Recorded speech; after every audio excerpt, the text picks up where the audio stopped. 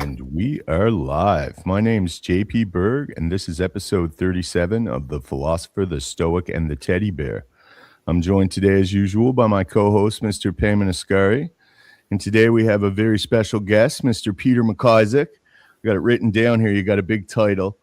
Producer, marketer, research and development, outdoorsman, professional forest fighter, patriot, retired law enforcement, and fellow Cape Bretoner. How are you doing, sir? Thanks for the invite, gentlemen. Looking forward to it, actually. It's a pleasure to have you, for sure. So today we're going to actually get to speak about my home province, Nova Scotia. We're generally we're stuck to BC topics, so it's really good to have you to kind of explain some of the dynamics here provincially. Go ahead, start asking questions, gentlemen, or would you like me to just lead in? Well, we've got a real mess down here, gents. Yeah, I want you to just lead in, man. Explain it to everyone and the case and everything. We'll jump right into it. Okay, so for anybody who isn't aware, in 2024 we had a snap election in Nova Scotia. we had legislation in place to have a provincial election in July 2025. It was the first order of business by the new Premier, Tim Houston. And if I get a little long on this, guys, I'll try to cut it off to 3 minutes and you guys can chime in, then we'll go back. So what happened is in Nova Scotia, we had a movement called the Independent Nova Scotia Initiative. Our goal was to help communities find candidates to run in every riding in the province. And we only have 1.1 million people down here. So the numbers worked for us here in Nova Scotia. 8 months early, with the rise of the independent movement, Tim Houston called a snap election and broke the first piece of legislation he put in as a premier. And he did it thinking that he had a charter right to do it.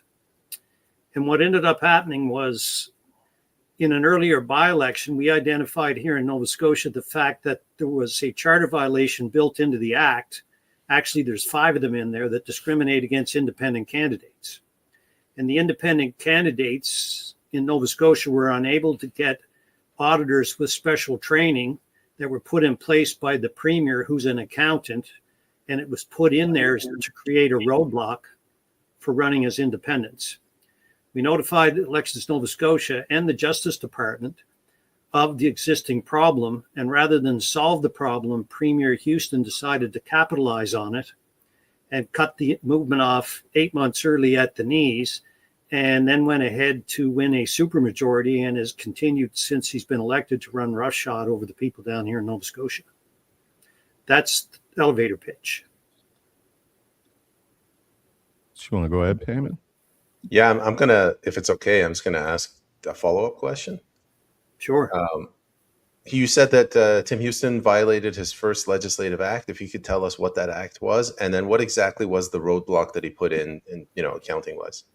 So when Tim Houston first formed a government, he ran on how important it was to have fixed election dates so that people could plan ahead. People knew what was coming and when it was coming, and there was no advantage to the sitting government. And he was the biggest proponent of set election dates of anybody in Nova Scotia's history. And when he first became premier, when he won, that was his first piece of legislation. He set election dates.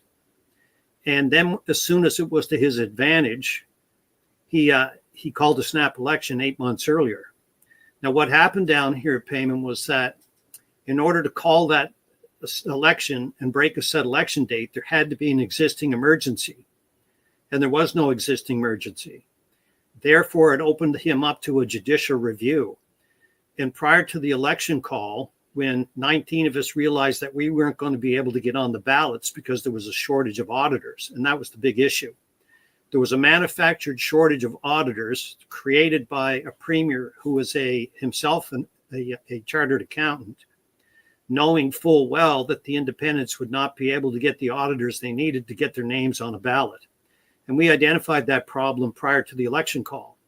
And we went to the government to have that problem solved. And instead of solving the problem, the premier capitalized on it and called a snap election, knowing full well that there were multiple charter violations. But here's the thing.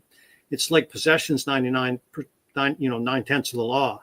Well, he's a premier now, and we've been in Supreme Court now for 15 months on a judicial review. And in that time frame, he's run the largest deficits in the province's history. He canceled set election dates. He changed the rules for freedom of information access. He tried to change the rules that he could fire an auditor general without notice. I mean, he's running roughshod over things down here, and he's run the largest deficit we've had in the province's history. So our job in our court case is to win, change the laws that the premier has put in, and start unwinding some of this nonsense that's been perpetrated on the Nova Scotia electorate. We had the lowest voter turnout in the province's history. It was down 10% from the previous election. We had a lot of people, from one end of the province to the other that were willing to vote for us. People wanted change. They didn't want to have to go back to party politics. You know, you either pick election, you either pick Liberal or Conservative, and they tried the NDP, and that was a disaster. So it's always a coin toss, and it's always two wings of the same bird. And people in Nova Scotia were looking for a legitimate change. And the independent movement was different from any other movement because we were promoting communities to sign a contract with the independent candidate that laid out do's and don'ts, what they can and can't do, and that contract would be binding. So that if they didn't do what they promised the electorate they were going to do, they could be sued in court for non-performance, void the contract, get themselves fired, and have to pay back to the local people in the ridings the amount of money they invested into getting them elected. And in every riding, it would be a different contract. So what we did was something very new, but it wasn't our idea. I got to give credit where credit due. That idea came from Brian Peckford. He said, Peter, independents are worse than parties if you can't control them because they don't have to answer to anybody.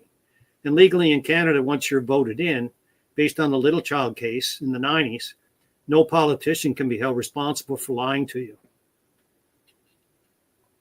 This the part of this that I find so intriguing, Peter. Now, I've been speaking to people regarding politics provincially and federally for the last 2 years. It's such a great idea, this contractual arrangement. And once you hear it, it makes so much sense. It's like, well, of course that's what we should do. And that makes you wonder if, like, is that what they're kind of afraid of? Because this has a precedent even in other countries. Like, this is just a better way to do it.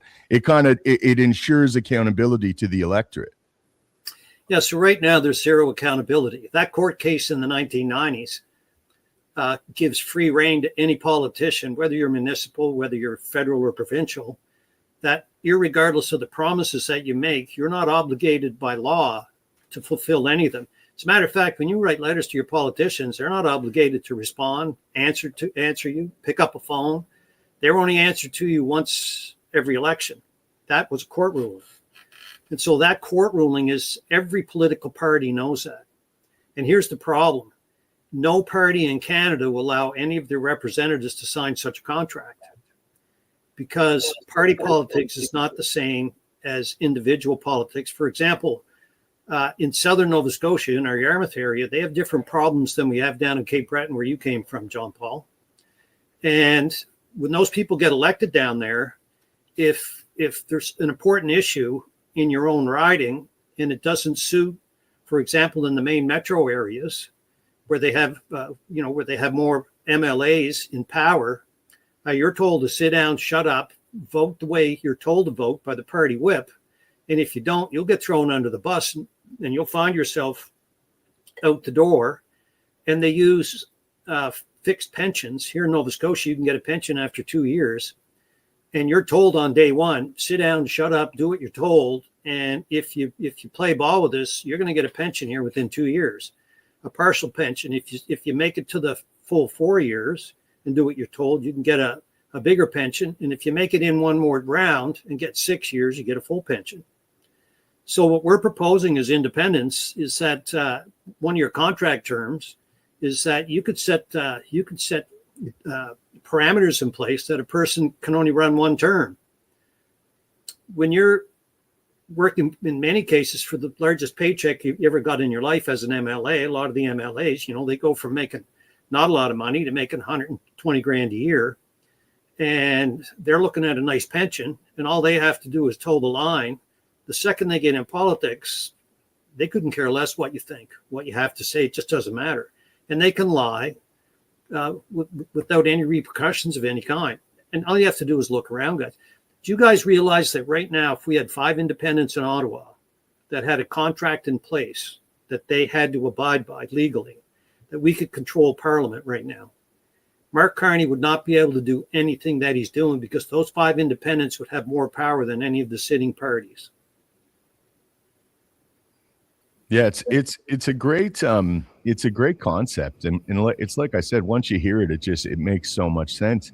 The way it's funny you mentioned the pensions. That creates this perverse incentive system where our elected representatives they're incentivized to not rock the boat. That's their thing. Like, we want to get reelected. You want that full pension. It's like, that's such a flaw in the design. I mean, there's so many systemic problems with our system of governance, but I mean, that the way that works is definitely one of the bigger ones as I see it. So right now, guys, in Nova Scotia, inside our Election Act, we've identified 5 charter violations. As an independent, and I believe this is the case federally, you can't have an electoral district association, an EDA, until the writ is dropped. You can't issue donation receipts until a writ is dropped. Down here in Nova Scotia, you also, let's say, for example, you raised $100,000 to run a campaign and you spend 20. Right after the election, the province sweeps in and takes that $80,000 from you and puts it into general revenue. Crazy. So there's 3 charter violations right there, because you're not allowed to discriminate against anybody under Section 3. Section 3 of the charter guarantees you the right to run for office.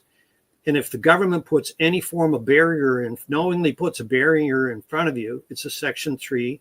And there's 3 other sections, a charter violation, and it's straight up.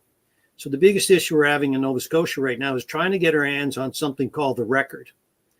And normally the record is supposed to be produced within 5 days of when we filed our initial judicial review. Well, it's 15 months.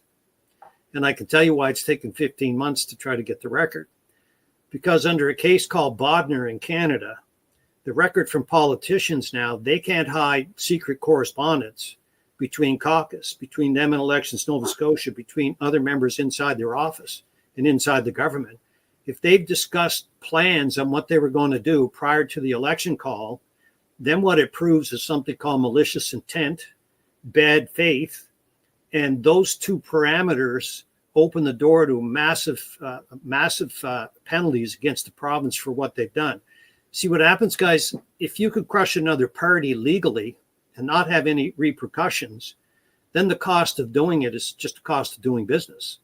And Tim Houston is an accountant. He would just look at that as another line item. He'll say, yeah, you know what, we may have to pay these guys some court costs and we may have to pay them minor penalties for what we did, but we shut them down and we're in power now. And it cost us a couple of $1 million, but that's just a line item for an accountant. And now he controls a $17.5 billion budget. And our second biggest trade partner in Nova Scotia right now is China. And when they introduced fishing tariffs down here last year, Tim didn't say hardly a word about it. And you know how big lobster fishing is down here, John Paul. Yeah. Okay, so China tacked on a 25% tariff and Tim Houston didn't say a word about it. So part of my background, I was an investigator. I did law enforcement work for the bulk of my career over at Natural Resources. And what happens is you always have to look at a preponderance of the evidence, and even if it's circumstantial. And so I look at a series of things that happened in the province, and I'm looking at what happened in PEI. The Communist Chinese Party has fully infiltrated PEI, and there's been a couple of really good books on it. If you guys get a chance to interview Gary Clement, who's former head of the RCMP for Proceeds of Crime, he'd be a great guest. I'll send you guys the data later. But Gary's talked about CCP infiltration. And I'm looking down here in Nova Scotia right now, guys, the 2 of the top 3 positions in election Nova Scotia are held by first-generation Chinese. And Tim Houston gets a super majority, something unheard of with the lowest voter turnout in our history. Now, I'm not saying we had CCP interference, but I can't say that we didn't. And as part of our request for the record, we want every piece of correspondence from everybody on anything to do with what happened, both in the early by-election and the actual election. And I can tell you one thing, the government does not want to give it to us, but they're going to be forced here very shortly. And when they do, This will probably blow up and be one of the most devastating precedent-setting legal cases in Canadian political history. Peyman? Peter, I've been following your case for a while. I think you and I talked right when this happened back in 2024, I guess. What kind of resistance? Well, the question that comes to mind is like, what kind of resistance are you getting from the executive? It seems like they're trying to stall you, but like the judiciary, do you still have faith in the judiciary? The reason I ask is the Mosley decision, it went in our favor, but there's no, like, it's almost like it doesn't matter. Like, do you see a resolution coming out of this? Yeah, we see a major resolution, and we see precedent-setting changes to electoral legislation. And I'll tell you the reason why. Out of the 19 independents that were kept off the ballot, there's 8 applicants in the case. So it's what we call a living. It's a living legal case right now, and because of the damages that have been imposed on the applicants, what ends up happening is they have to award remedies. And the remedies, we have a long list of remedies that we're asking for. And it'll be legislative changes that will affect the legislative changes that will have to be made in Nova Scotia because they're charter violations. Those will automatically create case law for every province across Canada. Out in BC right now, guys, where you are, if you had 5 independents, you wouldn't be in the mess you're in. Because the 5 independents would be able to say to the government, you're not giving 2/3 of Vancouver to the Musquash tribe. Right? I mean, it's a mess. And so right now down here in Nova Scotia, we have the same issue. The natives down here are saying that they can grow cannabis on land wherever they want because they're saying they didn't cede the land. Well, in Nova Scotia, in the 1760-61 treaty that's in place, it's in black and white that they ceded all land rights, fishing, hunting rights, and rights to I'm trying to think the word, it's not compensation, but rights to consult here in Nova Scotia.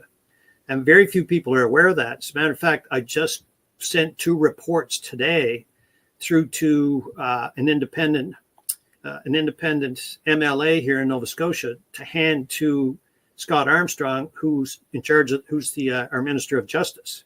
And it's going to tie his hands. He's going to have to do something, because I got a friend of mine right now selling a $1.75 million property, and they're heading down to Florida because they live on the waterfront in Nova Scotia, and they're concerned if natives lay land claim to it, their property value is going to tank, much like it did out in BC. So I'll give you an example right now, guys. If we had, our goal was to try to get at least 12 independents out of the 55 seats in Nova Scotia. 12 independents would have given a say to the province that they would not be able to do the bulk of the things they're doing right now. The goal was never to take over the government. The goal with independents is have them tied down with a contract so that when the government is close, they hold the balance of power. Because if you can't get the votes from them, they can tank the government. And by contract, they can't be bribed to cross the floor. They can be sued for that. In your terms, you can say if you cross the floor, you have to step away from politics for this entire election period. Right? So floor crossing becomes a thing of the past. You have to ask yourself, guys, what does the evidence suggest that the 3 people who crossed the floor to the Federal Liberal Party were bribed? I'm just an average guy asking average questions. If you were a reasonable person and you looked at that, you'd have to say, why would those people completely destroy their reputations to do that? And Mark Carney's a banker. To him, whatever they offered behind the scenes, that's just another line item. So people don't understand the power of independents that are tied down with contracts. And because parties operate with party whips, it's impossible for them to agree to allow their party members to sign those contracts inside their riding. Because at that point, the voter controls them and the party no longer controls them. And because I was in federal politics behind the scene, guys, I'll tell you 100% that the person you see up front does not make any decisions. There's a room full of people behind the scenes that say, here's what you're doing next. I'm a firm believer in that for sure. It just seems like these people are figureheads, like they're just regurgitating rhetoric or scripts. It's never seemed so synthetic to me. Like I said, and I think a lot of Canadians are really starting to notice this, and it's making them feel really demoralized. Because mentioning the floor crossers, it's like you got to admit both major parties are pretty similar in order to facilitate something like this. Like if they were actually in opposition to one another, crossing the floor would be unheard of. That would be preposterous. Well, the other big thing too, guys, is if you have a lead of 40 or 50 seats and someone crosses the floor, who cares? I mean, the people are going to get ripped off in the area who voted for them, right? When you vote for somebody, that's who should have to represent you. But because they're not tied down with a contract, they can do and say whatever they want. The issue is right now, if the Carney team can bribe a couple of more floor crossers, they can actually do something that's never been done before in Canadian politics. They can form a government by bribing people to cross the floor. And you're looking at over $1 trillion in pension funds that Carney needs to get his fingers deep, he needs to get his arm down in that short pocket as far as he can get it. And he needs no roadblocks. And to get no roadblocks, he has to have a majority. And the only way to get the majority is you have to bribe somebody to cross the floor. And if people think they're not bribed to cross the floor, they're delusional. Peyman? Peter, ever since the April election that I ran in, my view has substantially changed. My faith in Canadians has kind of disappeared. You look at Canadians, the extent to which they want to invest in their country is 1 hour every 4 years to vote. And they're not willing to pay attention to the news. And the other thing is, it's very easy to lie to the voters because the voters don't want to know what's wrong. They don't want to know how to fix it. They want to know how you're going to spend money. That's really what it comes down to. And with this horrible land title transfer in BC, I'm just waiting. Like I'm waiting to see when they'll come out with pitchforks, and I just don't see it happening. And I have to ask myself, if we have another floor crossing and Mark Carney bribes his way into a majority government, are Canadians going to be like, are they going to wake up, or are they just going to be, we want our backyard barbecues? So you have to remember, Peyman, here in Nova Scotia, all across Canada, we're victims of probably one of the best financed and well-coordinated psyops in the country's history. And one of the smartest moves that was ever made in Canada came, John Paul, from a guy down in the Glace Bay area. And he was... Look, the guy's name is going to slip me again. He was just in there and it just popped out. He was on Trudeau's team. What was that guy's name? It'll come to me. But he was the guy who convinced them to invest $700 million into CBC and finance them and said, if we win this election when Trudeau first got in 2015, we'll give you an extra $700 million. And it worked. And they said, okay, that's just a line item. Now we control mainstream media. And the same thing happened when COVID came. If you became part of the Trusted News Initiative, you got financed as long as you toed the party line. And the party line right now has a lot of people completely, they're completely brainwashed. And the other thing that's happened is, and this was another brilliant move by the Liberals. Actually, I have to give credit where credit's due. Was they began importing voter blocks into swing ridings that they could never predict what way they were going to go. So if you bring in enough immigrants and you get to decide where they're going to go, you decide that they're going to go in swing ridings, and then you're going to pad their pockets so that they become Liberal voters for life. And what was once swing ridings, 12 years ago, they're gone full on Liberal, and they're never coming back, because ultimately people will vote for the people who give them the most handouts. So was this Gerald Butts? Was that the name? That's the name. Gerald. Yeah, I thought it was. I had to look it up to verify. Yeah. Now there was also a law. You would probably know more about this than me, but wasn't there a law passed within the last, say, 5 years where it's now not illegal for the media to knowingly lie to Canadians? Yeah, actually, I think it was 2019. Trudeau passed that. But you got to remember, guys, it was around 2020 when Mark Carney became an unpaid advisor to Trudeau, and he didn't take any money so that there could be no declaration of conflict of interest. So every single thing that's happened in Canada since 2020, you had Gerald Butts pulling the strings behind the scenes. He's an old college buddy of Trudeau's. He still works with Carney's wife, with a company out of the U.S. that designs policy for Canada. And at the same time, Mark Carney was the guy who structured every single thing that you see happening now, so that Brookfield Asset Management can get their long arm into even at our pension money. I mean, they've accessed, I believe, at least $100 billion in pension funds already. Almost every single business deal that Carney's pulling off benefits Brookfield Asset Management. One of the best guys out there who's been able to break it down the best is a guy named Robin Hillier. Robin's out of I think Calgary. And he's probably done the best research I've seen anybody do in regards to how crooked what Carney is doing. Everything he's doing is violation section 121 of the criminal code. You can't be involved in any way, shape, or form in any type of an investment that puts money back into your pocket.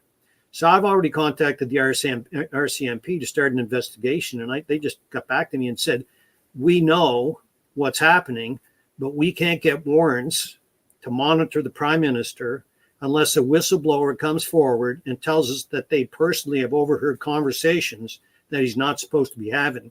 You ever wonder why he flies everywhere and doesn't talk to anybody on Zoom or anything digital? Because everything he says digitally goes on the record. He asked, anytime you're doing backroom deals, they have to be done in person where nobody can overhear you. And the RCMP cannot get the grounds they need to be able to get the warrants to bust him. And the guy's a wizard at what he does. Mark Carney is so greasy. If he showed up at your office tomorrow, he could slide in under the door without opening it. He's an expert at this stuff. And you know what? I mean, he looks across and this guy's a banker. He knows what he's doing. Well, and he does. But I come from a different area than an era from you guys. I turned 68 next month. I grew up thinking bankers were scum of the earth. Absolute scum of the earth. I was around when interest rates went up to 18, 19%, guys, and watched people just lose everything they had. Bankers are your enemy. A banker is not your friend. And here now in Canada, we've got a banker who is making decisions to line his own pockets, and every single thing he touches somehow puts money back in his own pocket. And the RCMP have their hands tied. CSIS knows what he's up to, but CSIS can't do anything because they gathered the data on him illegally. CSIS doesn't use warrants. They're a spy agency. They're spies. And the data they have, when they give it to the RCMP, they can't take any action on it because it was collected illegally. And people have no concept of how that system works. It's the same thing here in Nova Scotia, guys. So what's happened is once we started our law case, one of the first things that Tim Houston did, once he got in power, other than cancel set election dates, he changed the rules so that the government would determine what you could get in a Freedom of Information request.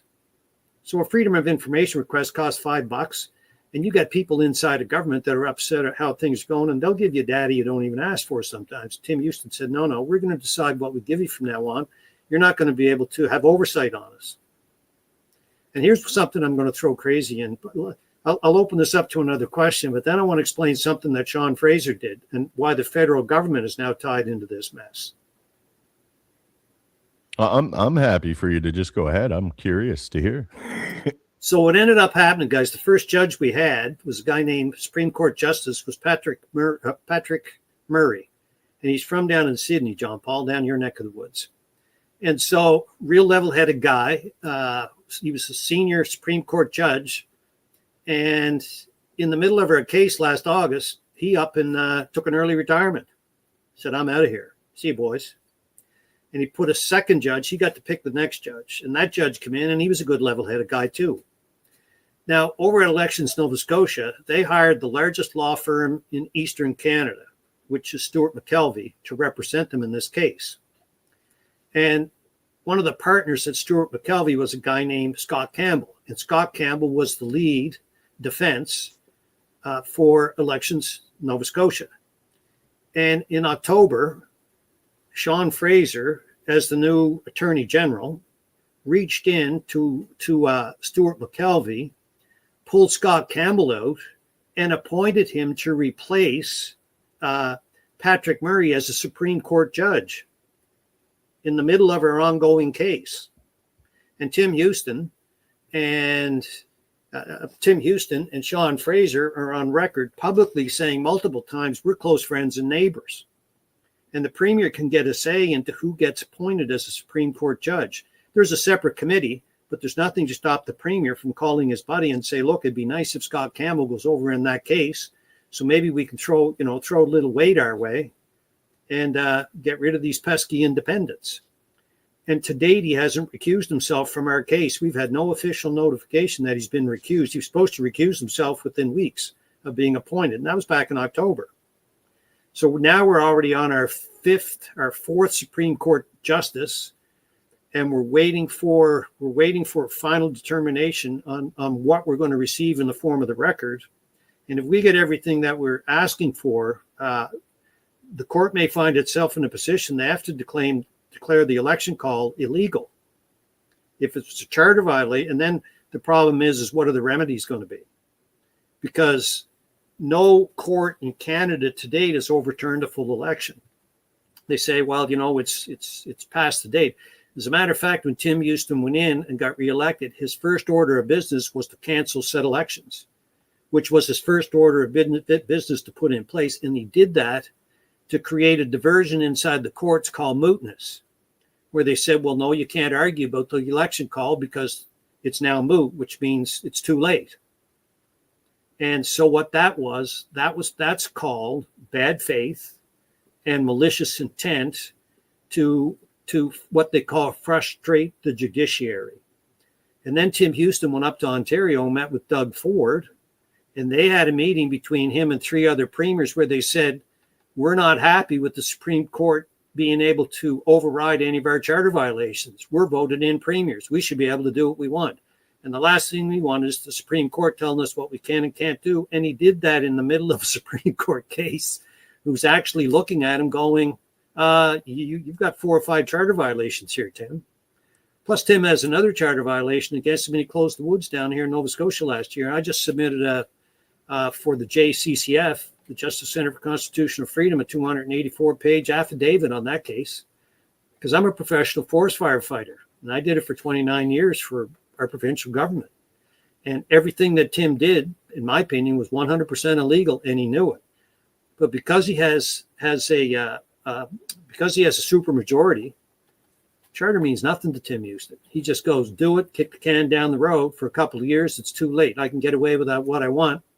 And by the time they get around it, we'll declare it moot in the courts because we're not doing it now. And that's how it works, guys.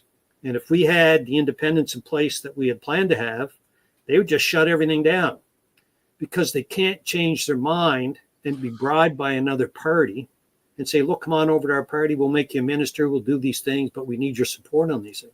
Can't do it with independence, with contracts. And those contracts, guys, are the same, John Paul, as if I hired you to come work for a company I own. Here's your performance. Here's what I expect. Here's what you're going to do. If you don't do it, we're going to have a review on you. And if you fail the review, you're fired. It's reasonable. It's what would occur in the regular market.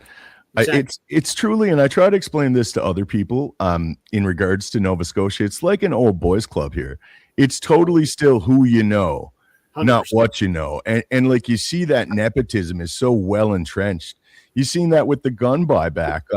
There was a relation to the minister and the police chief in Sydney when they were doing their gun buyback program with Gary Adensandre.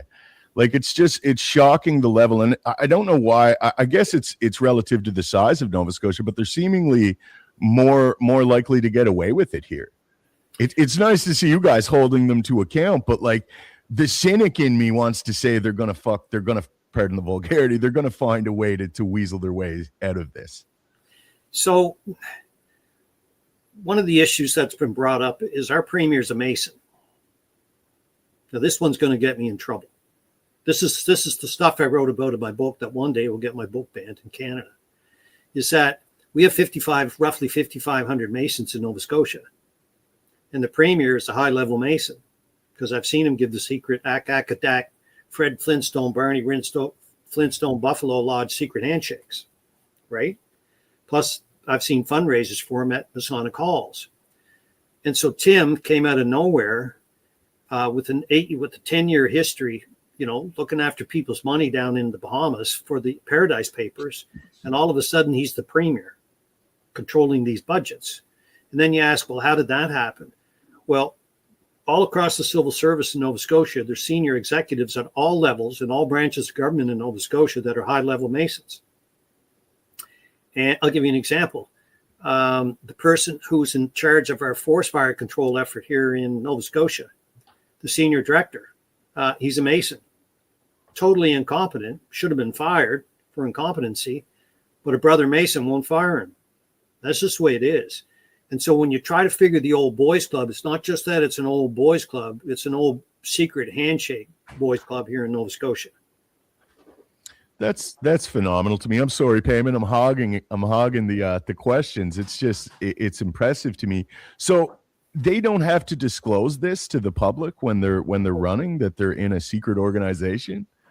Well, that was one of the things that if we had enough independence, we had a whole list of things that we were looking for communities. And as the Independent Nova Scotian Initiative, we have no say. We're just a society. We don't run parties. We don't do any of that. We just teach people how to find good candidates and how to make the system work. And one of the things we were recommending was that if you've sworn an oath to anybody that supersedes your oath of office, you shouldn't be in office. You have to disclose it. If you've taken an oath that that you have a loyalty to the Masons that exceeds your loyalty to your voters, why would anybody with a firing brain cell vote for you? This is not complicated stuff, guys. Go ahead, Peyman. I guess I'm from over here in BC. And to me, the reason that BC is a dump is there's so many ideological people in the BC NDP party that just don't believe in property rights. But what is this? What is the single thing or the most important thing in Nova Scotia? Is it the fact that they're Masons? And if they are they interested in power, money? Is it CCP influence? Is it the WEF? Do they hate life? It's a combination of all of the above, because all you have to do is look at the evidence. And when you bring up the NDP, for example, here in Halifax, probably 65% of our city council are NDPs that fight with the Liberal mayor every day. We can't get anything done. You can tear the front end out of your vehicle on almost any street in Halifax in potholes, but the NDP wants to spend $95 million on bike lanes. And right now, in my front lawn, the pile of snow is 6 feet deep, man.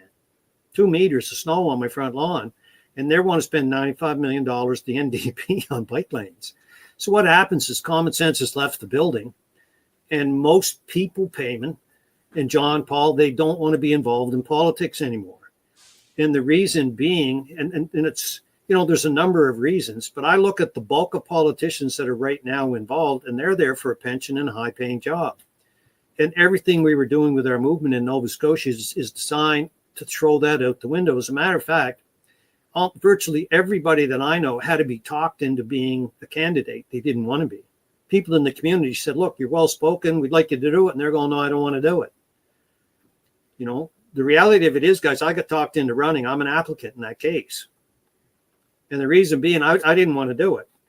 And I grew up in Inverness County, and I had a bunch of people from one end of the province and the other said, Pete, I know you don't live here, but if you'll run for us down here, we'll get you elected because you can speak up for us down here. And I said, no. And then I got cornered where the guy said, well, what if we need 6 or 7 seats to control the government and we get 6 and you didn't run? How you going to live with yourself? And they had me, and I'm like, oh. So it was put up or shut up time. So I went through the whole process. And then I couldn't get my name on a ballot because we called on 142 auditors and none of them would represent us. And the government knew that was going to happen. That was coordinated. And like I said, the premier could have fixed the issue. And here's another thing too, guys. Even in the report done by Elections Nova Scotia after the election, they said in that report that they were advised by the province that it looked like they were going to have an early election. And all the premier had to do was go in while government was sitting, the legislature was sitting. He could have lifted those charter challenges out of the Elections Act, And he could have said, well, we're getting rid of set election dates. And then he could have called it earlier, and that would have made it legal. And we wouldn't have had that extra 8 months to organize, and we would have lost anyway. But because he's a Mason, and because he's got an addiction to power, he couldn't help himself. That's one thing about Tim Houston. He's highly predictable. He has an addiction to power, and he just will not tolerate anybody standing up to him. And so that's a good thing for us, because the amount of mistakes he's made and traps he's walked into, these guys are cornered. Now, I'm not saying we're going to win, but we have at least a 51% chance of winning. I believe we have them boxed in with no escape. But that's just me, and I'm an applicant with my fingers crossed. The fact of the matter is mainstream media in Nova Scotia will not touch this case. Nobody will talk about it. We've made applications to local radio, all Nova Scotia, which is, any subscription things. They will not talk about this, period. So everything that we try to get out is through, if somebody asks me to go on a talk show, I will cancel my coyote hunting, fishing, anything to go and try to educate people on what's happening, because either we get this fixed or we're going to lose the province. Right? We're $1.4 billion in deficit for, a little province with 1.1 million people. And the premier who did that is an accountant. They had a projected budget deficit of 500 million, and they went 900 million over. How do you go 900 million over in a province with only 1.1 million people? It's like the way it's changed now. Like, there was a time many years ago that if you were you felt obligated, if you were a successful individual, and you were retiring, or it was slowing down for you, it was like a noble pursuit to kind of offer your services, to be a civil servant, to represent your people. And now that's non-existent. It's the self-serving people with this malleable character. They'll be whatever you want them to be to get their seat. And that's kind of what replaced it. And then it's not like we're helping it. The electorate in Nova Scotia and the electorate in Canada is apathetic. There's little or no political engagement from the vast majority of people. They have no idea what's going on. They just know it's getting worse. But considering it's getting worse, they're still not willing to look at the issues. It's frustrating. So both you gentlemen probably know who Yuri Bezmenov is. Yuri Bezmenov was a Russian defector. And he gave an interview back in the early 90s. And he said, in politics, in order to overthrow governments, what you have to do through a series of steps is you have to get people that you beat them down so much, right, that they throw their hands in the air and say, what's the point? That's why we had record-breaking low turnout in our last provincial election, because people have thrown their hands in the air and say, why bother showing up? No matter what happens, because they're not accountable and they haven't signed contracts, they're going to do what they want when they get in there. They have a history of lying.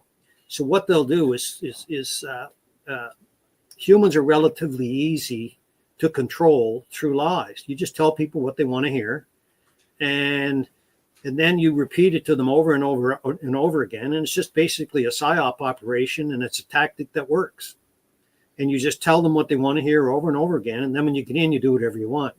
Because if you don't win, you can't rule. And therein lies the problem. And the left knows that they have no moral boundary that they won't cross, and the people on the right won't cross the moral boundaries they need to beat the left at their own game. And so you find yourself in a catch-22. So you're going, well, if I'm going to beat these guys, I got to be a scum-sucking snake just like them. And people who get in politics for the right reason don't want to do it. And parties just come to you and say, well, do you want that pension or not? So you're going to have to do things that you don't want to do. And that's the beauty of what we're trying to do with independence. You've got a contract. You're never going to be allowed to do as a politician what you want to do. It's not about what you want to do. It's about what the people who voted you in tell you you're going to do. We voted you in. You represent us. You do not represent yourself. I look down here at the floor crosser we had from Nova Scotia. And for him to do what he did, I mean, he's going to be looked at something you'd scrape off the bottom of your boot down in his riding for the rest of his life. It doesn't just affect him, it's his family. his wife is going to be a social pariah. His kids will be social pariahs. And he sold his soul to cross the floor. And that was Chris D'Entremont. And Chris, and I know Chris. And, and everybody that knows him now think he's absolute pond scum. And this other guy from out west who did the same thing, right? I mean, what did he get offered? I mean, I saw him standing over there with, was it Xi Jinping? He took him over when he went to China. I mean, the guy crossed the floor. It's just an absolute disgrace. So you look at these people, and let me put it to you this way. So I'll ask you this. If you could get, let's say, 5 people to cross the floor, then you had a majority government, and you could make billions off it, maybe hundreds of millions in your own pocket. Would you be willing to give them 10 million each in a side deal to get them to cross the floor? Because that's just coffee money at that level. When you're looking at hundreds of billions, 50 million, guys, is coffee money. And you need to understand when you watch these things happen, because I've been involved in politics, the story behind the scene would sicken you. No matter how bad you think it is, it's worse in the party system. The party system is completely and totally broken. That's why you can't get anything to happen, is because once you're in there, you're controlled, and you're not controlled by the leader. There's a team behind the leader in the back room that you never know who they are. You'll know when you're in politics. And the federal Conservative Party has been completely overrun by red Tories, the Liberal Party more like communists. And when Yuri Bezmenov had said, all you have to do is get people to become so discouraged that they don't care anymore. And that's where we're at right now. He called that the stage of demoralization. Demoralization, that's exactly what it was. I think that's fairly accurate. Before we continue, we've been going for about 50 minutes. I would like to appeal to everyone. I'm neglecting my duties as host. I would like to appeal to everyone. If you guys could please share this stream. It's immensely advantageous. It's pretty much the only reach we get is organic now. So if you could share it or send it to anyone you think might enjoy content such as this, we're being just devastatingly deboosted in the algorithm. It's shocking. Like I was mentioning to Peter before we went live, like when we first launched this endeavor, we were getting our record was over 3,000 live viewers. We were getting 10 to 12,000 views per episode. It's just night and day. Now we're getting 400 live viewers. It's just shocking how much they put the boot on us. Guys, I'm surprised you're even getting that with me on. I'm not kidding. The amount of suppression that I'm getting and that we're getting in regards to what we're doing. You have to remember, we are threatening right now the entire regime. Everything is being threatened by what we're doing. Just imagine the power of those 5 independents in Ottawa. They would control trillions of dollars. All they'd have to do is say, no, you're not doing any of those things. So what an independent can do is they can table legislation, right? And if the parties in power don't go along with it, you control on a vote. When it comes to a vote, you're the deciding factor when it comes to overthrowing a government, and just go, no, you've got a non-confidence vote. If you need those 5 votes and you can't get them, you can take a government down. The power of this is somebody somewhere up there, the Gerald Butts of the world, know that there is no way on God's green earth can we allow MacIsaac or any of those guys that turn this stuff into a precedent in Canada. Because when we do, we're going to lose control of party politics. And it'll apply provincially, and it's going to apply federally, because charter violations are charter violations. Once the precedent is set, guys, the whole game changes. So I don't mind sticking my neck out, because it's a long way out there. Someone's got to do it, right? I'm a grandfather. I got grandkids going grampy, right? What are you going to do? Just watch Netflix? Complain? Right? Are you going to actually stick your neck out? I'm surprised, guys, they haven't pulled my book. Some of the stuff that I got in there, and that's an update on my book right now on the Redneck Conservative, because I did a revision on it to include what's happening in Canada since Carney's been elected. The book originally came out in I think it was early 2025, maybe late 2024. And then I've got another new book coming out now too, I was talking about earlier, and that's going to be Don't Die in Wildfires. And I just got the Canadian government for the mess they've made of our forest fire situation. Think about this, guys. 10 years ago, it was called forest fires. Now, all of a sudden, it's scary wildfires. It's not a wildfire. If it's on the lawn and it burns an acre, it's a small forest fire. But everything is a wildfire, and that's part of the climate change narrative. I will give Pierre, what's his name there, heading up the Conservative Party. Polyev. Yeah, Pierre Polyev, kudos, because the other day he just called it the scam that it is. He said it's designed to take money out of your pockets. Anybody believing that stuff right now, guys, has lost their mind. Are you guys aware that Canada has the third largest forest in the world? And each of those trees absorbs on average 48 pounds of CO2 annually. That's over 15 trillion pounds of CO2 annually, and Canada gets sucked up by our forests. All of humanity in Canada, every industry, all combined, we only produce around about 1.14 trillion pounds of CO2. We need less than 11% of our forest to suck up every bit of CO2 in Canada. Every tax dollar that we spend on this, you're being robbed. It's absolute nonsense. It's garbage. Oh, well, we need to do this. And, I'm looking at how many EVs coming in from China. I wonder how well they're working up in Edmonton today. Your electric cars. Here the other day it was, I don't know, minus 25.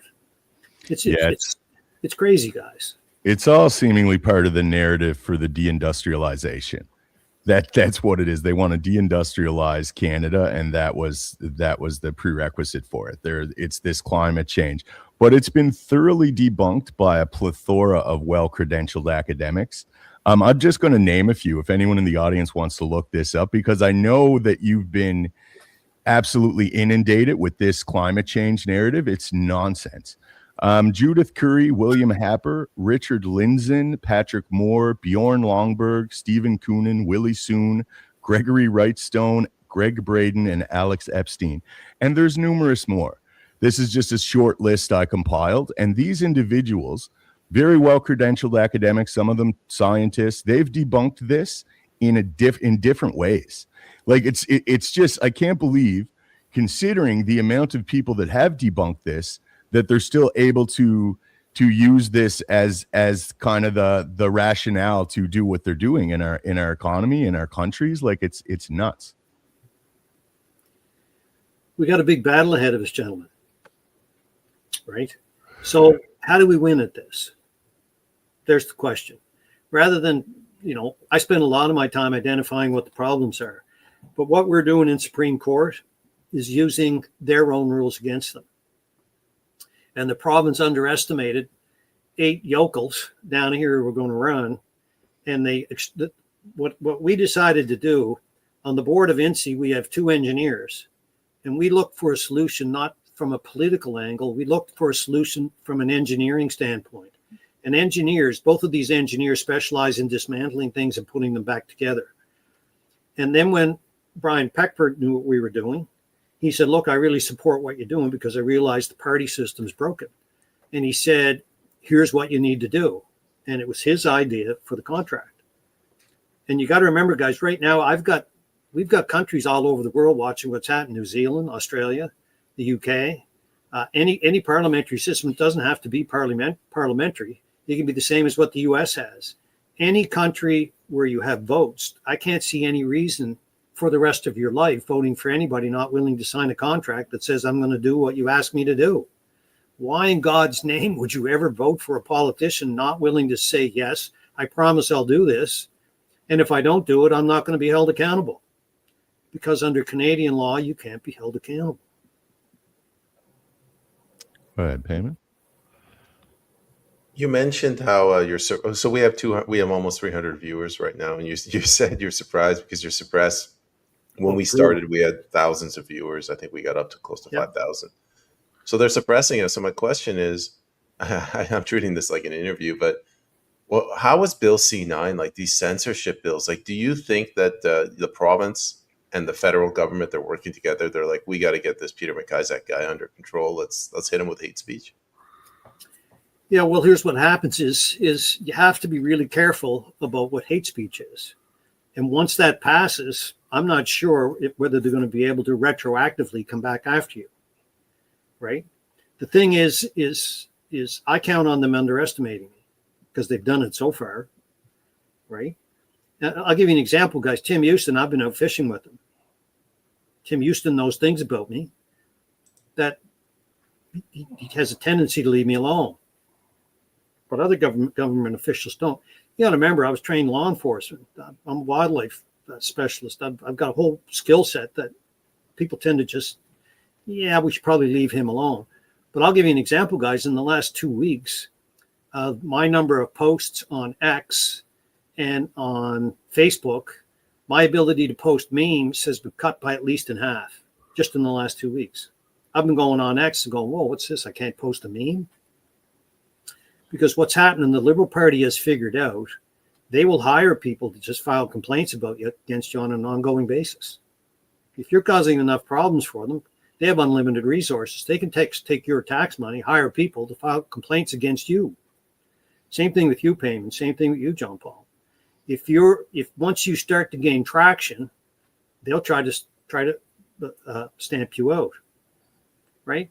So initially, that was my whole idea behind when I first wrote a book. I forget I had around 5,000-6,000 followers on X, and I just was gone one day, and I went, what the hell happened there? So when I wrote that book, the idea on the book is the final chapter of my book lays out the whole independent movement plan, so that once you have a copy of something physical, it can't be crushed, right? And then there's other platforms that you can try to get on, and hopefully that you can get. The ideal actually is to take something like this and then try to find somebody with 80, 90, 150,000 followers to post it. And if you can do that and it slips through without being caught, all of a sudden you might get, 200,000 views. When I did that video on what was going on with forest fires in Nova Scotia and what a massive screw up that the premier had created down here, I got 177 million views on that video. Right. It seems like they're being extra careful. Just to put it in perspective, right now I have 30,000 followers on X. We're streaming to my account. Kris Erikson, he's not here today, but we're streaming to his account. He has 110,000 followers. Really? And Peyman has 7,000 followers. So I mean, and it's like I said, we used to get 3,000 live viewers, people watching live as we were doing this. Now we're getting 300. It's not subtle. It's almost like they want to demoralize you on the similar concept. They want you to say, well, hey, man, we're just wasting our time here. And they don't realize how stubborn I am. I'm going to continue if there's 2 people watching. And what you're saying, John Paul, is actually part of a psyop that works.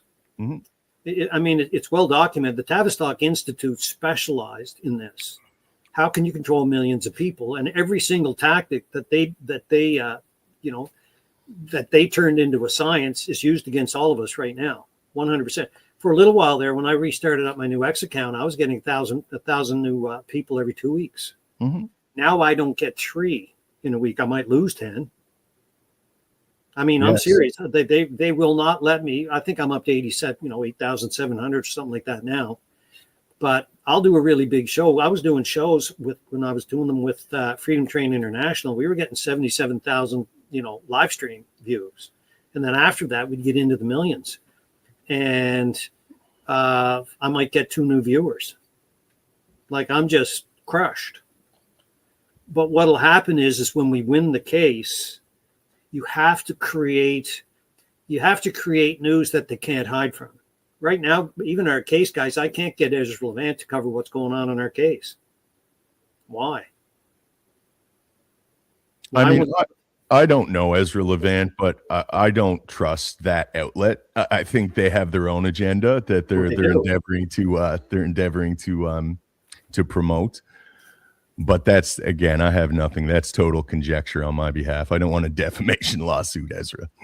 Well, yeah, all I can tell you is I've sent our story to them a number of times, and they just won't cover it.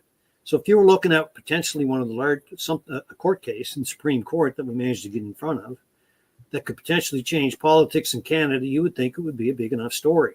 So, I looked at True North, some of the big feeds that are getting 400,000 or 500,000 views won't cover the story. Why? Well, I'll give you my quick theory. I think it's because they know it will have them deboost it. This is what I'm saying. So many of these so-called influencers that are independent, they're audience captured. And there's money in this, man. When you got 100,000 followers, you're getting a paycheck every 2 weeks. They know if they endeavor to now start telling the truth, hard truths, that their followers aren't going to like, they could be suppressed for it. So, I mean, it's showing who has some integrity right now. Everyone who does is being deboosted. So, you know, I'm following Moose on the loose. How they've let him get out as much as he has in this last little while is beyond me. But, you know, and I'm looking at another news show that come up. It's called Bake Some Things, Tap the Maple. But he's doing incredible research, and he's putting out shows twice a day. And he can't get traction. It's the liberals with Gerald Butts, because Gerald Butts is a wizard at this too. He's as good as Mark Carney, if not better, pulling strings behind the scenes. And those guys know how to hire people that do nothing but file complaints against your show. And when that happens, you're going to they still have to deal with them. You know, I'll get these things that go, where'd that come from? The problem is when you file an appeal, it takes you days. And I don't know who's looking at them. I know one thing, that there's no way Elon Musk got all the rats out of Twitter, out of X. They're still there. There's so much money at stake and so much power at stake, guys. Our story, they will do everything humanly possible to keep it suppressed. Well, they're suppressing a lot of voices. It's this whole apparatus. When I got on here a couple of years ago, I was just like you. I had growth, and I was growing. I'm climbing this mountain, and then in March, when the election was called last March, that's when the algorithm changed. Something changed fundamentally about it. I don't think it's just being merely manipulated by coordinated complaining. I think it's like actually they're suppressing us in the algorithm somehow. And I don't doubt that for a second. Your thoughts on that, Peyman? I kind of agree with both of you. I think Peter is ultimately more correct in what he said, his blanket statement that they're using our tax dollars against us. Now, I think it is complaints. JP is also right. It can't just only be complaints. It could be Online Streaming Act, like Bill C-11. I think they have multiple different ways that they can deboost us. And as good as complaints are, like if you flag it as illegal or child pornography, I think they have just a more sophisticated system where they have this knob in Ottawa and they just dial it down. Well, you have to remember people like Gerald Butts and all the people that were, you know, they had key people inside the PMO's office who just categorically could pick up the phone and say, we need a favor here. I mean, you got to remember, guys, we're here on Facebook. I still can't post news stories in Canada. If that's not totalitarianism, what is?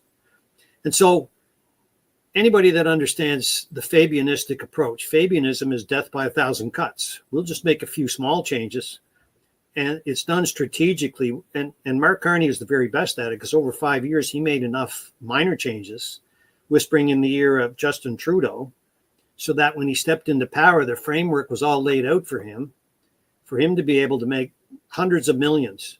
What you saw him, the 103 conflicts of interest that he's declared, that's child's play as compared to what the money that he's going to make. Because when they changed access to our pension funds, any of these projects that are what's called backstop now by the federal government, let's say you're going to do a green initiative and there's going to be $100 billion. Well, what people don't realize is all those big projects pay management fees and finder's fees up front. It's like Tim Houston down in Nova Scotia wants to spend like $10 billion on windmills. Someone's getting a finder's fee.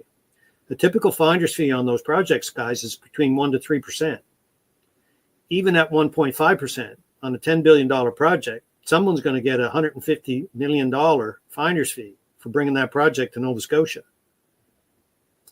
And our premier was an expert at hiding money with the Paradise Papers. I'm not saying it's him, but I can't say it isn't going to be him.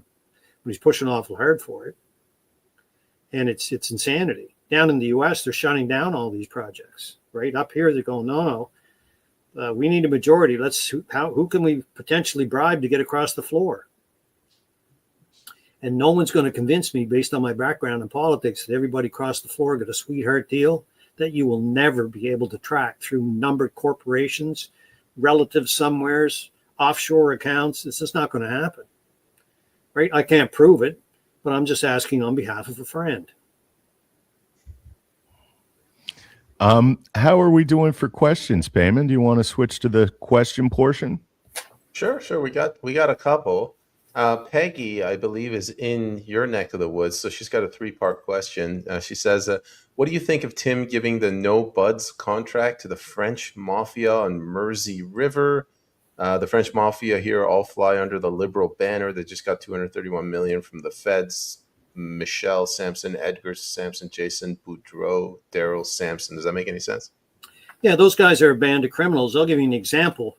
One of those Sampsons, Daryl Sampson's, I think Michelle Sampson was down in the Arichat area, and Dominic LeBlanc gave him with an outfit that there was only a few of them involved.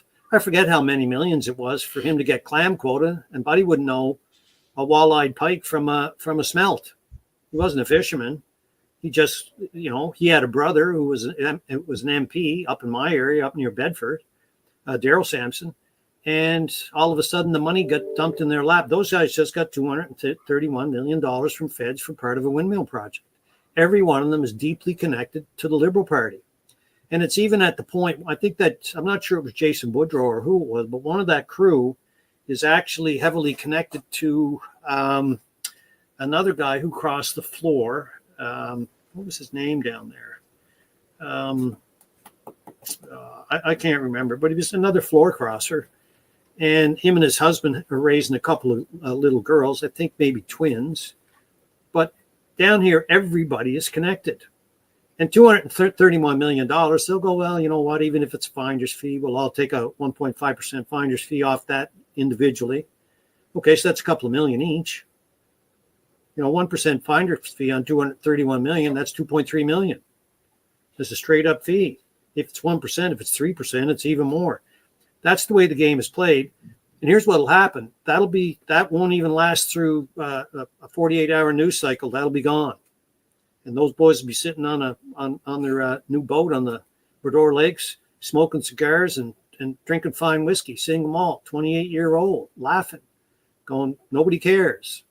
It's like you said, everybody's become so disengaged and so demoralized by this being this happens every day, guys. Has there been a day since the 1st of January that there hasn't been a new scandal at some level in government across Canada?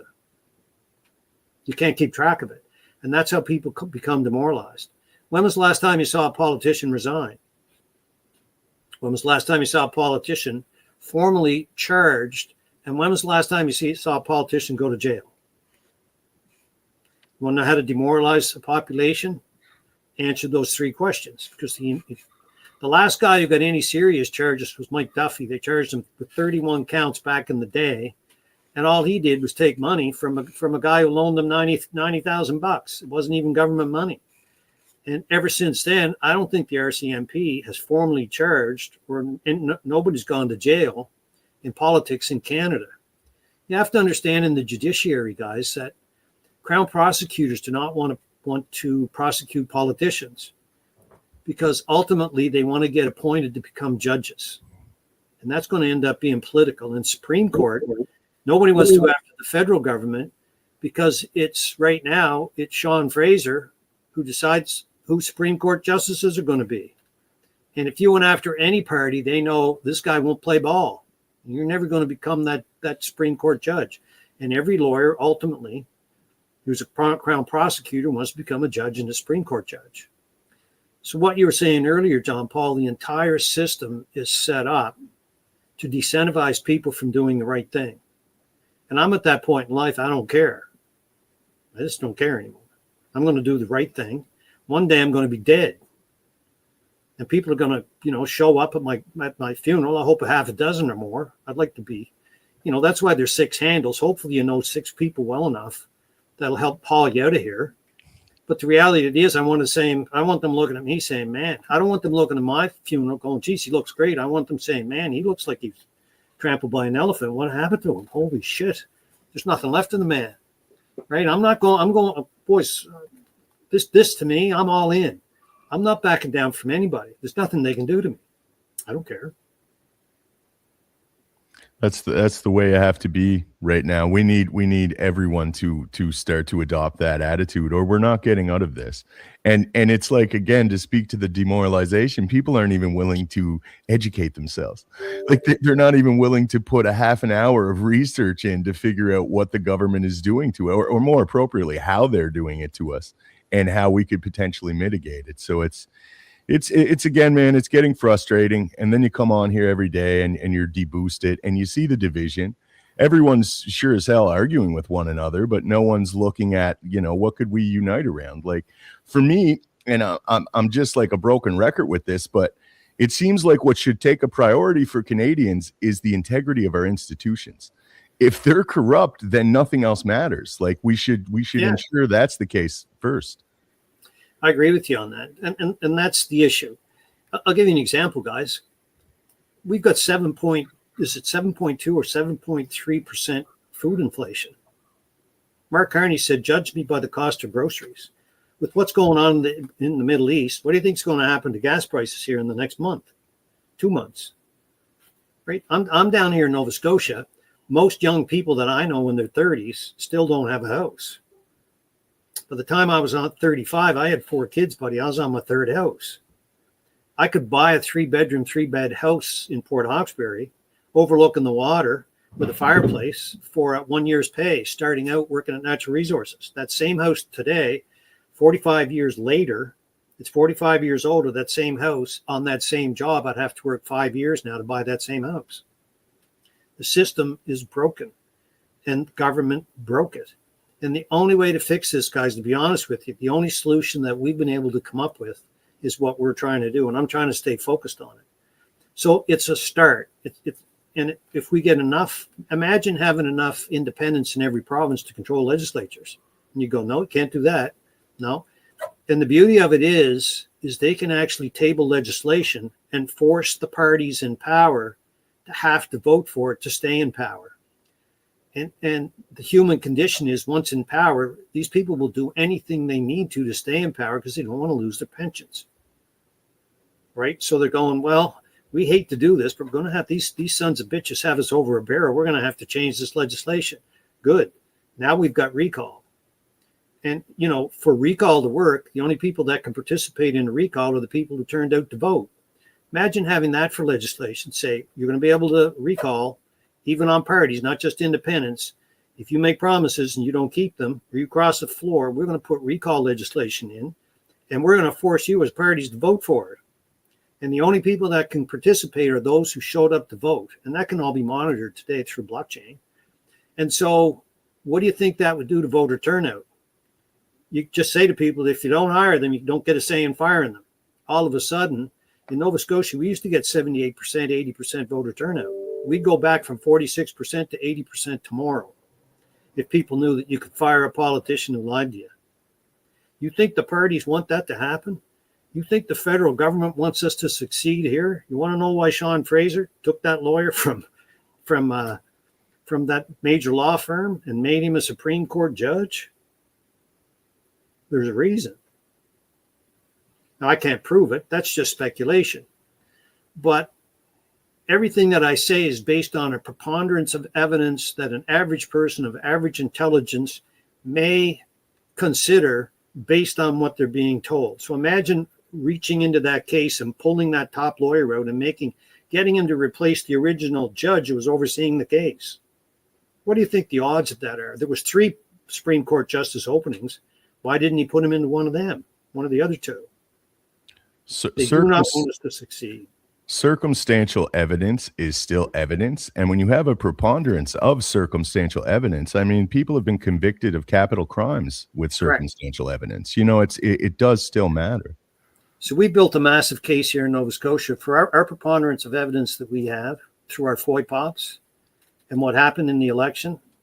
I believe, the evidence is supporting the assumption that we'll be able to prove malice, malicious intent, bad faith, and we'll be able to make major changes. It's not complicated, guys. It's way less complicated than you think it is.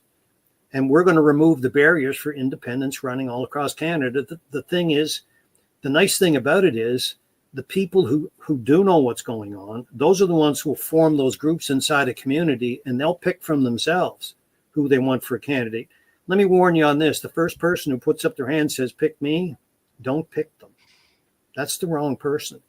You want somebody who's going, you know what, I've thought about this long and hard, and I've got some people who want me to do it, and someone's got to make these changes, because very few people get in for altruistic reasons. They get in for a pension, and they get in for power, and they get in because they know people. And you know what, someone will go to them in business and say, Pete, if you can change this legislation over here and get this done, we stand to make $100 million. Now, offshore, we can set things up for you, and we can make sure your kids' university is paid for.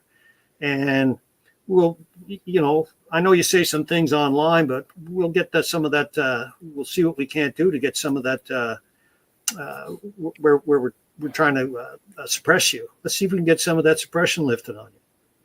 People have no idea sometimes who they're dealing with and the level of power that they have. And here in Nova Scotia, we got a major issue. Same issues all across Canada, guys.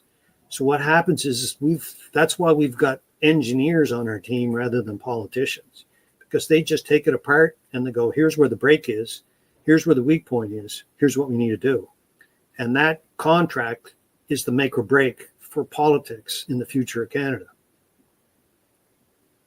I like it. Is there any more questions, Peyman? We can do one more. This is two different people. They touch on the same thing. JT says, Canadians are so demoralized. How do we moralize them again?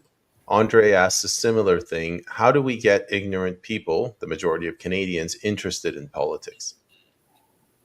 Well, here's the thing is, everything in human nature, all you have to do is, everything that we do is based on human nature. And human nature always goes back to what's in it for me. Most of the people I know at your guys' age range now still don't have kids. They can't afford kids anymore. They can't afford a house, and they can't afford kids. Or if they're, let's say they're 10, 15 years younger than you guys. But a lot of people can't afford kids, and they can't afford a home. And everything they look at every day, they're starting to realize that I'm being lied to daily. And at some point, people have to have hope. And when we were doing this with the independent movement, all we were doing was going into communities, giving people hope. Hope was for some, we didn't want to go with the old corny bullshit, which is hope and change. But this is hope for real change. And a change that someone somewhere is finally going to be held accountable. And the only way to really moralize people again is to start seeing politicians doing lengthy jail time for the crimes they committed. Justin Trudeau should be in jail for the rest of his life. Literally. I launched 3 federal criminal code cases against him for violations of Section 121 of the Criminal Code. And the RCMP didn't want to proceed. And when they did, they couldn't find a prosecutor in Ottawa to take the case because they want to become a judge and a Supreme Court judge. So there's corruption at every level. And all you need every now and then, guys, is one person to stand up in a crowded room and say what everybody else is thinking. And they don't have the courage to stand up and say it. And when you stand up and say it sometimes in a room, you don't know who's listening. I do these because I don't know who's listening. Someone else might go, you know what, that's a hell of a good idea. We should maybe consider what that guy's saying, right? And when we win our court case, we'll do more to instill hope in Canadians in politics, probably than anyone's done in the last 100 years. Now, that didn't come from me. That's I have people saying, man, if you can pull it, I got people from other countries saying, if you can pull this off, man, I'll give you an example. I was on a talk show a week and a half ago, and a guy in the Dutch Parliament, I think it's Rob Roos, wanted to know about what we're doing. And I sent him because there's a whole framework behind this, like how to set up your committees, how to make sure that you don't get infiltrated and taken over, and that the people as an independent still remain independent. I've got all that framework, and I'll send it to anybody who's interested. What can I do to become an independent? So we have that, but this is a guy in the Dutch Parliament going, I love this idea. This might work over here, right? Same thing down in Australia. Same thing in New Zealand. We haven't had it. Well, we've got one person in the UK now, but the UK is so batshit crazy right now, guys. They're gone off the rails. When I watch Starmer, he's worried about insulting, radical Islamists because they'll burn her all down. And he's doing the same thing as Carney. They're flip-flopping to the point they could be selling Nike flip-flops. It's that bad. Yeah, it's the same agenda being implemented, and the UK are clearly further ahead with implementation. That's for sure. It's a mess. But with that said, Peter, I want to thank you for coming out to speak with us. Before we go, why don't you tell the audience where they can find you, where they can follow you and support? The biggest thing I ask for, guys, is support on X, right? And I'm going to be setting up a new website and some other stuff and books. Rather than sell my books through Amazon, I'm going to sell them through Books Buy, so that Amazon doesn't take like 9% of your profits. But if you really want to know some of what's going on, that book over on Amazon is the #1 bestseller in 3 categories. Pick up a copy of that, because that's something you can actually hand to somebody. Say, man, you might want to read this, right? Because that book goes back to my bootlegging days, back when I was I was a fine example of what a redneck down in Cape Breton should have been, John Paul. I mean, buddy, I was... let's just say before I did law enforcement, I was good at law enforcement because I knew what the other side was up to, and I had a heck of a really good time in that career. But the biggest thing I ask for, guys, is just support. Just follow me on X at Peter R. MacIsaac, and then when you see any of that stuff that I post, feel free to share it. The problem is I've got some really good people who don't want to share some of my stuff because I don't. You know, what's that thing? I'm not Willy Wonka. I don't candy coat too much. Like, that book of mine is pretty politically incorrect. I've got a saying on there. If what's that saying?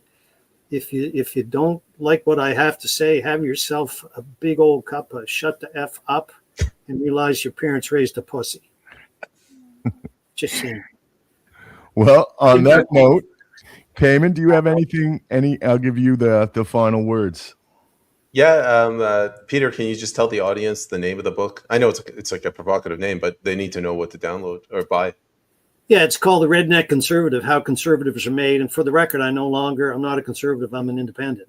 But most independents today have conservative mindsets, but they realize, like I do, that the party system is broken. So you can go over to Amazon, and it's on, you can get an Audible copy, an e-copy, or a paper copy. And if you have a paper copy and I run into you anywhere, I'd love to have a quick chat and sign it for you. Not that it'll mean much, but might mean something to me. Wait, bottom line is, guys, once you get a paper copy that you can't be censored, you can hand that to anybody. I don't care what they do. I think JT loves the name of the title of the book. Nice. Well, with that said, I want to take a moment and thank everyone who tuned in today. And I will appeal once more. We get the majority of our views, which is not much these days, but we get them after the live broadcast. So it's still very much advantageous to us if you were to share this stream. Or like I said, send it to anyone that you think might enjoy content such as this. It means the world to us. And with that said, I want to thank you again, Peter, for coming out to chat with us. We definitely want to have you back after we get some information on this case and see. We want to follow it with you. That'd be great, guys. I'm more than happy to come back. And if you know anybody else that's interested in doing an interview on this, don't get me wrong, they may pay a penalty for it, but I'm more than willing to share this story with from one coast on Canada across the other. I wouldn't even mind, for example, we used to, when we started off, we were in rooms of 2 and 3 people. And then we got to the point we were filming, 200-300 people when we were doing talks in communities. So whether it's in person or whether it's on anything like this, I'm more than happy to help out. Thanks again, gentlemen. I do appreciate it. Excellent. With that said, this is the Philosopher, the Stoic, and the Teddy Bear. Cheers, guys. We'll see you next time.